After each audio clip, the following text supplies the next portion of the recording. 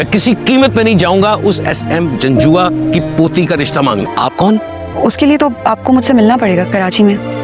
वजह? वजह बहुत बड़ी है, आपको फोन पे नहीं बता सकती। लग रहा है कि मैंने मोहब्बत नहीं मर्डर कर दिया है। वैसे मोहब्बत में मरने में भी कोई दफा लगती है क्या? दफा 420। खुदा की कसम इतनी मेहनत मैंने रूमी की होती तो वैसे ही मेरे साथ कोर्ट मैरिज कर लेती, ये सारा मसला ही ना होता। रूमी बोले उसकी दादी से मोहब्बत में दफा होते। रूमीर दादी बोले 420। सुरेश उसकी दादुर साथे बात करते हैं रूमीर बारे में। उसकी दादू बोले एसएम चुआ की नातिर शादी की बात नहीं करूँगी। सुरेश बोले एतो झमेलार की दरकार छिलो, कोर्ट मैरिज करलेई तो होतो। रूमी सुरेश की दादुर साथे बात करता है।